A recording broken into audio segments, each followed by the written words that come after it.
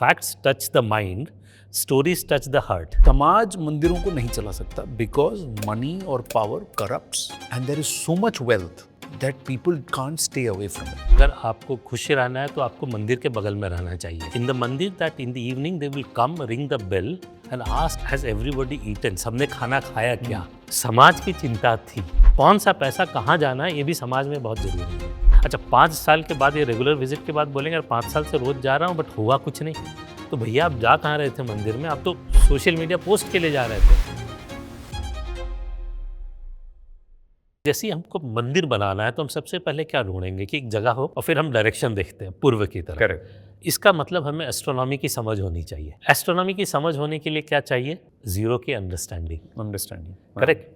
तो भारत में जीरो क्यों इन्वेंट हुआ, उसके 2 कारण हैं। क्योंकि हमको एस्ट्रोनॉमी समझनी थी और हमारे यहाँ बिजनेस इतना था कि उससे कैलकुलेशन हिसाब रखना था। अगर मैं उदाहरण दूं कि आपको मैं बोल दूं 10,786 को रोमन में लिखिए, कितने पन्ने चले जाएंगे। करेक्ट। और रोमन सिविलाइजेशन एस्ट्रोनॉमी में आगे नहीं बढ़ पाई क्योंकि उनको जीरो और प्लेस वैल्यू ऑफ डेसिमल समझ में नहीं आया। और भारत में था। जैसे हम वर्ल्ड वॉर 1 और वर्ल्ड वॉर 2 बोलते हैं, वैसे ही मैथ्स की दुनिया में मैथ्स वॉर 1 और मैथ्स वॉर 2 है। तो जब zero as a concept invent हुआ, जीरो बहुत इंपॉर्टेंट चीज़ है, हम उतना महत्व नहीं देते हैं कि ये 1 to 9 उसमें समाहित है कि जीरो एम्प्टी है। It's a huge philosophical debate.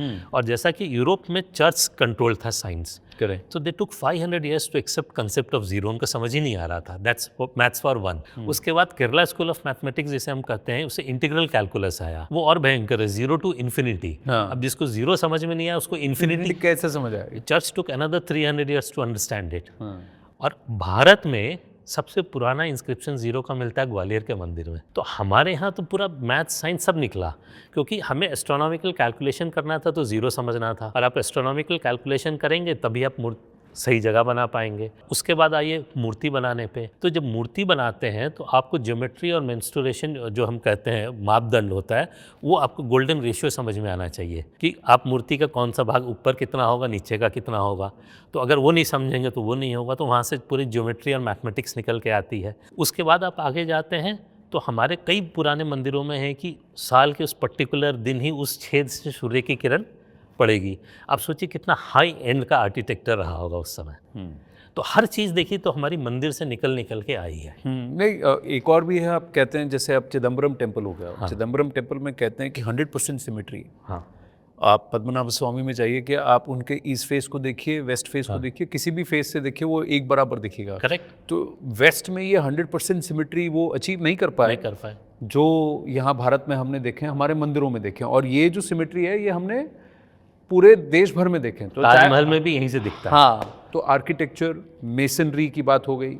ये सारे लोग वहीं बसते थे। When we talk about मंदिर अर्थव्यवस्था और temple economics, was there a set pattern to it? Yes, there was a structure, format, and I'm sure it would have evolved over time, you know. So just to tell you that we have Agama Shastra, which tells what a mandir should do, do's and don'ts. And then, so this is universal in a way. But then again, for every mandir, there is something called Sthal Puran, locational के बारे में. So what all they need to do? Because as I said, the prasad comes from the nearby area. जो वहाँ उगते हैं, उनका ही प्रसाद बनेगा ताकि local flora and fauna evolve हो। तो वो पैटर्न था और हर मंदिर उसी में काम करते आए हैं आज तक। When you say Agama Shastra and Sthal Puran, can you expand a little more? Do the Agama Shastras talk only about how the deity has to be worshipped, taken care of, what is the paddhati there, or does it extend to saying what will be your responsibility on behalf of the deity, of the Vigraha? It does talk about the responsibilities also. So it talks about duties as well as the responsibilities. So we had a system in the mandir that in the evening they will come, ring the bell and ask, has everybody eaten? सबने खाना खाया क्या?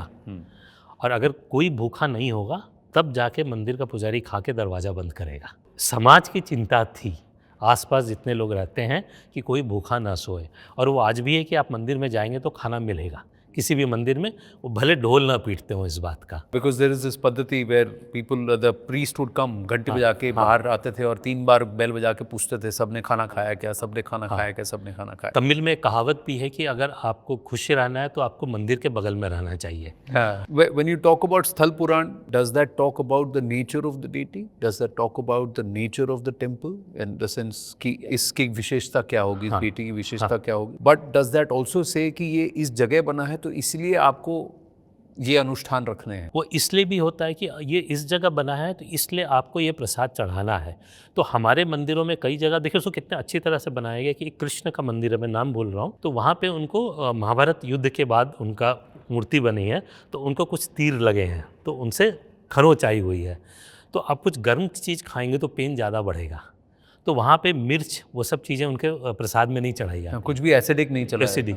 अब देखिए ये हमको लगता है कि रिचुअल है, बट एक्चुअली ये नॉलेज है ना हमको जो पास की जा रही है कि अगर आपको घाव हुआ है और आप एसिडिक चीज़ खाएंगे तो आपको दर्द होगा। ये कहानी हमको के थ्रू हमें बताई गई ये चीज़ें। तो ऐसा कहा जाता है कि facts touch the mind, stories touch the heart. और जब हम कहानी फॉर्म में सोचते हैं तो आत्मसात होता है और ध्यान रहता है कि हाँ, तो इसलिए हम देखेंगे कि अच्छा आप जैसे आप नॉर्थ से साउथ जाएंगे तो भगवान राम की मूर्ति का अलग अलग रूप देखेंगे। वहाँ पे अयोध्या में बाल काल का है, आप आगे जाइए तो वो आपको पूरे राजा के फॉर्म में दिखेंगे और स्टेजेस में दिखेंगे। भगवान कृष्ण की मूर्ति अलग अलग जगह है, जहाँ पे उनका बाल स्वरूप होता है वहाँ बच्चों वाली ही सारी चीज़ें चढ़ाई जाती हैं। तो मैसेज बहुत सारा है कि आपको बच्चे लालन पालन करना है तो क्या देना है क्या नहीं देना है, dos and don'ts of upbringing a kid. वो उस मंदिर में जाइए आपको साक्षात दिख रहा है, आपको किसी काउंसलर के पास जाने की जरूरत नहीं है जो आज के यंग पेरेंट्स करते हैं। Let's bring it to the modern day concept. And do you see a role for temple economics in Bharat's Arthvyavastha as we look forward to say 2047? There is a vision the PM has said, विकसित भारत। हाल फिलहाल पिछले दशक में हमने देखा राम मंदिर की प्राण प्रतिष्ठा हुई, tourist and the traffic that's come there, Kashi Vishwanath corridor has happened, Kashi Dham has had crores of people in a year. Kumbh हमने देखा, महाकुंभ इज अ रिकॉर्ड, जो एस्टिमेटेड था उससे 20 करोड़ लोग ज़्यादा आ गए, so it is unprecedented. But many are and it has also upped and helped Uttar Pradesh's GDP by about 1.5% will be the impact at the end of it, is what many believe. But my question to you is this a sustainable model? Is this something that we can integrate into Bharat's own way of Arthvyavastha? Not just management, but Bharat's own way of Arthvyavastha, which is different from the known economic models which are practiced the world over. मैं इस पे बहुत passionately बात करता हूँ, So please. क्योंकि मुझे आजकल बड़ा डर लग रहा है कि जिस तरह से टेम्पल इकॉनमी को हमने अपने $5 ट्रिलियन जीडीपी का पार्ट बनाते जा रहे हैं कुछ लोग, क्योंकि मंदिर भक्ति का स्थान है, वहाँ से जो पैसे आते हैं वो बाई प्रोडक्ट हैं। हम उसको पैसे से बहुत ज़्यादा जोड़ देंगे तो जो तिरुपति मंदिर में हुआ वो होगा कि हम टेंडर पे चले जाएंगे और हमको एजम्पशन हो जाएगा कि घी 300 रुपये किलो में मिलने लगता है। समस्या है कि मंदिर और धर्म दोनों भ्रष्ट हो जाएंगे अगर हम इस तरह से करते रहेंगे। तो अब तीर्थ यात्रा में जाएँ तो मोबाइल रख के जाएँ, घर की परेशानियाँ छोड़ के जाते हैं, भगवान से, देश से, समाज से जुड़ने जाते हैं। बहुत पूरा कंसेप्ट है कि देखिए हम जब मंदिर में जाते हैं लाइन में लगते थे, तो लाइन में हम इसलिए लगते थे कि आज हमने रामायण महाभारत टीवी पे देख ली, वरना पहले पुराने मंदिरों में चित्रकारी पे देख के समझते थे। फिर आप पुजारी जी के साथ पूजा करने के बाद बैठे सत्संग किए तो आपको जो प्रश्न है वो समझ में आया, जिसका आप व्हाट्सएप पे या अनफॉर्चुनेटली देवदत्त पटनायक की बुक से आंसर नहीं ढूंढेंगे, आपको सही चीज़ पुजारी समझाएंगे। तो अब क्या हो गया है कि आज 3 दिन की छुट्टी है तो फ्राइडे टिकट बुक किया, हम वहाँ लैंड किए। अच्छा 5 साल के बाद ये रेगुलर विजिट के बाद बोलेंगे 5 साल से रोज़ जा रहा हूँ बट हुआ कुछ नहीं। तो भैया आप जा कहाँ रहे थे मंदिर में, आप तो सोशल मीडिया पोस्ट के लिए जा रहे थे। जैसे योगा इंस्ट्रक्टर रहते हैं वैसे पंडित जी को बुलाइए और सत्संग कीजिए, भजन कीर्तन कीजिए, क्योंकि आप काशी जी में गए हैं या उज्जैन जी में गए हैं। तो वो थोड़ा स्वरूप हम हिंदू समाज को समझना पड़ेगा कि इसका उद्देश्य क्या है। मंदिर भक्ति का केंद्र है, विज्ञान का, ज्ञान का केंद्र है, उसको उस तरीके से देखें। तो आधुनिक काल में क्या रोल हो, मैं मानता हूँ कि मंदिरों के पास पैसे हैं।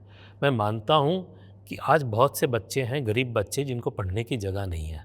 तो मैं राउरकेला में पढ़ा बड़ा, वहाँ गायत्री मंदिर में कोचिंग होती थी कोटा से पहले, और पूरे भारत से बच्चे वहाँ इंजीनियरिंग कोचिंग करने आते थे। 600 बच्चे पढ़ के निकले वहाँ से। तो मंदिर को समाज से ऐसे जोड़ना होगा कि आज गरीब बच्चा जो मंदिर के इर्द गिर्द रह रहा है, क्या उसका जन्मदिन मंदिर मना सकता है? नहीं मना सकता है। अगर मंदिर नहीं मनाता है तो वो बच्चा और समाज मंदिर से नहीं जुड़ता है, इसलिए वो मंदिर टूटता है तो उसको ख़राब तो लगता है, बट उसके लिए उससे ज़्यादा वो कुछ नहीं करता है। आत्मा से जुड़ाव नहीं हो पाया है, तो कहीं ना कहीं ओवर ए पीरियड मंदिर अलग हो गया है। तो मंदिर को समाज से जोड़ने की ज़रूरत है। किसी को अपने स्टार्टअप मतलब सिर्फ $1 बिलियन कंपनी नहीं होती है। मतलब किसी को अपनी पेंटिंग क्लास शुरू करनी है, किसी को अपनी क्लासिकल सिंगिंग की जब क्लास शुरू करनी है, तो मंदिर को उसको जगह देना चाहिए, क्योंकि हमारे से पेंटिंग और क्लासिकल वहीं से निकले हैं। और जब जब आदमी इस तरह का अपने पैरों पे खड़ा होगा, तब समाज को मंदिर आधारित अर्थव्यवस्था समझ में आएगी। ठीक बात है कि 5 स्टार होटल कमा रहे हैं, एयरलाइंस कमा रही है, मुझे ऑब्जेक्शन नहीं है, बट वो एंड गोल नहीं है। एंड गोल है कि जो बगल में रहता समाज है, उसका मंदिर से कितना भला हो रहा है। See, you know, what happens in the olden times, the Raja was the patron. The Raja, so Raja Rajeshwara Chola or Narasimhavarman, however you'd see, the Brigadishwara temple, they built. They didn't build to control it. They were there to, as patrons. They left it to the temple administration, the devotees, the archakas to run the temple, and it had to be run in a particular. अगर उसमें कोई अव्यवस्था हुई तो फिर वो हस्तक्षेप करते थे। भारत में अब ये धारणा है कि समाज मंदिरों को नहीं चला सकता, बिकॉज मनी और power corrupts, and it corrupts absolutely, and there is so much wealth that people can't stay away from it because they believe that this wealth will be mismanaged. In such a framework, how do you ensure that you have this entire mandir अर्थव्यवस्था model working as a working model for the betterment of society? ये मेरा पहला प्रश्न। इसके दो parts हैं, तो ये तो लार्जर पॉलिसी में पूछ रहा हूँ, इस पर आप पहले बोलिए, फिर अगला प्रश्न पूछ रहा हूँ जो कि पर्सनल लेवल पर है जी। तो कुछ लोगों का कहना है कि सरकार मंदिर से हट जाएगी तो मंदिर क्या होगा। दो काउंटर उस पर रहता है कि सरकार तो 75 साल पुरानी है, मंदिर हज़ारों साल से हैं, उन्होंने औरंगज़ेब को भी देखा, फिर भी खड़े और पैसे तब भी थे। तो ये आर्गूमेंट डजेंट होल्ड गुड। दूसरा आर्गूमेंट ये है कि अंग्रेज भी यही बोलते थे, हम चले जाएंगे तो हिंदुस्तानी एक दूसरे को मार के ख़त्म कर देंगे। है, देखिए ऐसा है कि मैंने दो उदाहरण दिए। समाज हर बार खड़ा होगा, 100% केसेस में नहीं होगा, बट स्टैटिस्टिकल एरर या एबरेशन हर चीज़ में है। सरकार की हर डिपार्टमेंट में समस्या है तो क्या हम टेक ओवर कर लें? करेक्ट, आर्गूमेंट होल्ड नहीं करता है। करेक्ट। तो समाज खड़ा होगा, धीरे धीरे ठीक होगा। एक और अच्छी चीज़ सोचने की है कि कुछ मंदिर पहले ज़माने में बहुत प्रसिद्ध थे, अब नहीं है। क्यों? क्योंकि एक मंदिर कितना धार्मिक है वो वहाँ का पुजारी से निश्चित होता है। वो पूजा कैसे करता है, मैनेज कैसे करता है। तो अगर आप धार्मिक तरीके से नहीं करेंगे, लोग आना छोड़ देंगे। आपको बताऊं कि हमारे यहाँ अकाउंटिंग प्रैक्टिस का हाई स्टैंडर्ड क्या था कि साल में हर मंदिर का एक दिन निश्चित था, जिस दिन पुजारी भगवान के सामने बैठ के पूरे समाज को लेखा जोखा बैलेंस शीट पढ़ता था। और ये आज भी उड़ीसा जगन्नाथपुरी में होता है। सरकार के कंट्रोल में है तो नए अकाउंट्स तो नहीं है पुजारी के पास, जो उसके पास शायद 50, 60 या 70 साल पुराने अकाउंट्स हैं, वो रिचुअल आज भी चालू है। सो यू बिलीव कि ये सरकारी कंट्रोल इस पे से हट जाना चाहिए? बिल्कुल, age of yesterday. Age of yesterday. उससे आपको नहीं लगता केओस हो जाएगा? थोड़ी, या फिर अगर सरकार थोड़ा और ट्रांसपेरेंट हो जाए तो may be this entire model can be part of the annual budget. It can be part of policy. It can come back and say we're going to effectively run this in such a way that each temple, whatever revenues it contributes, it will acquire land, it will do samaj seva, and that will all be audited, transparent, and put in front of the public. मुझे उससे आपत्ति नहीं है। मुझे आपत्ति इस चीज़ से कि सरकार की थिंकिंग क्या होगी। मंदिर का पैसा समाज अपने समाज के लिए दिया है, और सड़कें और स्कूल बनाने का पैसा सरकार को हमने इनकम टैक्स और जीएसटी से दिया है। ये क्लैरिटी होनी चाहिए कि कौन सा पैसा का उपयोग कहाँ होगा। अनफॉर्चुनेट है कि गौशाला को आज हम प्रॉफिटेबल है कि नहीं है वैसे देखते हैं। गौशाला प्रॉफिटेबिलिटी के लिए नहीं चलाया जाता है। गौ माता हमारा धर्म का हिस्सा है, पूर्वज मानते रहे, हर चीज़ में हम लॉजिक नहीं मंदिर के अंदर कोष इतना है तो if there is treasury, if there is money, so then gaushala should run on the mandir funds. मैंने कोट किया है, एक मंदिर में गौशाला बंद करके बुचर्स को दे दिया गया क्योंकि प्रॉफिटेबल नहीं है। भाई हमने कब बोला गौशाला और मंदिर को प्रॉफिटेबल होना है? ये हम मॉडर्न वेस्टर्न कंसेप्ट अपने मंदिर पे नहीं थोपें, जैसे कि ना चर्च पे थोपी जाती है ना मस्जिद पे कि उसको प्रॉफिटेबल होना है। तो यही मैं बोलता हूँ, टेम्पल इकोनॉमी शब्द से डर लगता है, नहीं तो एक दिन हम लिस्ट लेके बैठेंगे, ये मंदिर प्रॉफिटेबल है, ये नहीं है, इसको तोड़ के मॉल बना दो। मंदिर भक्ति का केंद्र है, वो वापस ध्यान में आना चाहिए। If this model were to be implemented, तो फिर बाय डिफ़ॉल्ट किस मंदिर की व्यवस्था सही है, किस मंदिर की व्यवस्था नहीं है, that will come into हाँ, मैंने पुस्तक में उदाहरण दिया है कि कुछ like there were some boards like the Travancore, there was some board, there were some boards in Tamil Nadu, in Kerala and across place, जो अब एक मंदिर के बल पर करीब 200-300 मंदिर कर, कुछ तो 1200 मंदिर, 1500 मंदिर चला रहे हैं. So then they will also turn around and say, why should we support 1500 temples? नहीं करेक्ट. तो हमारे And the argument is that this economic model is supposed to sustain, right? So the government is making sure that the money that comes at earnings that come at one temple is distributed to be able to run 15-20 other temples or 100-200 other temples. So that's another model of sustenance. No, that's not government is making it do it. That's our traditional model. पूरी जगन्नाथ मंदिर का मंदिर बांद्रा में है. हाँ. और वो वहाँ से मैनेज होता है. तो हर मंदिर जो है उसके सब मंदिर से एक तरह से कहिए पूरे भारत में होते थे. जैसे नाथ संप्रदाय है तो कर्नाटक में भी मिलेगा, केरल में भी. अब किसी मंदिर को कमी पड़ी तो गोरखपुर नाथ संप्रदाय से पैसा आएगा. और हमारे यहाँ so that's not a सरकारी model, that's part of the ancient temple. हमारे अगामा शास्त्र का पार्ट है. और पलानी मंदिर ने श्रीलंका के एक मंदिर को पैसे दिए थे और बनारस के एक मंदिर को पैसे दिए थे. आई एम टॉकिंग 1911 के आसपास के. हाँ, कतरगमा. हाँ, तो हमारे यहाँ मंदिर एक दूसरे को खड़े रहते हैं. वो सिस्टम स्ट्रक्चर ही वैसा है. The other part is कि आज की जो जनरेशन है, when they go to the temple, there should be a reason why they need to go. तो वो क्यों जाए मंदिर? और आप देखिए कि जो व्यक्ति पहले मंदिर नहीं गया, जब मंदिर जाता है, किसी भी मंदिर में जाता है, सबसे पहले तो वहाँ पर उसको वो VIP क्यू और ऑर्डिनरी क्यू वाला प्रॉब्लम है. दूसरा वहाँ इसके लिए पैसा दो, उसके लिए पैसा दो, 4-5 पंडे इधर उधर खड़े रहेंगे, ये दोगे तो वो मिलेगा, यहाँ से जाओगे 10 रुपया दो तो मैं आगे ले जाऊँगा, ये उसका छुआ हुआ, ये हुआ है. What you see is not bhakti, what you see is commercialization. Correct. So how does that not impact the bhakti factor? Because if you want the temple model to work, the temple Arthavastha model or Mandir Arthavastha to work, the Samaj has to come to the Mandir. The Samaj has to come, take back something spiritually and give something with their heart, which is a donation or which is an offering to the deity that goes, collects into the coffer and then that goes back into the Samaj, right? But वो footfall ही नहीं आएंगे तो क्या करेंगे? 4 part में. हाँ जी. First लोग महाकुंभ में गए तो बहुत से मित्र के बच्चे गए जो यंग हैं और वहाँ जाना वॉज अ टास्क. किलोमीटर चले लोग, ठंड में रात में डुबकी लगाई. हमने पूछा, उन लोगों ने भी पूछा कि बहुत परेशानी हुई. सबका एक जवाब, डुबकी लगाने के बाद सब परफेक्ट. तो भक्ति समझना पड़ता है ना, इंटरनलाइज्ड है. मैं इसके एक और उदाहरण देता हूँ कि लोग कई बार कहते हैं कि मंदिर क्यों है. अब मैं कहता हूँ कि आप मंदिर जाते हैं, जैसे आप तिरुपति मंदिर गए, घंटों लाइन में लग के भगवान के पास पहुँचेंगे. वहाँ तो धक्का मार के भगा देते हैं, बट जहाँ आपको खड़ा होने को मिला तो आप क्या करते हैं? आप सोचिए, आप हाथ जोड़ते हैं, सर थोड़ा झुकाएंगे. ये शायद जब आप बचपन में गए होंगे तो माँ बाप ने सिखाया होगा कि हाथ जोड़ना है. हम एक और चीज़ भी करते हैं जो हमको किसी ने नहीं सिखाया और आज हम किसी को लेके जाएंगे, छोटे बच्चे को नहीं सिखाएंगे बट वो करेगा, आँख बंद करेगा. तो हम सबको मालूम है भगवान अंदर है,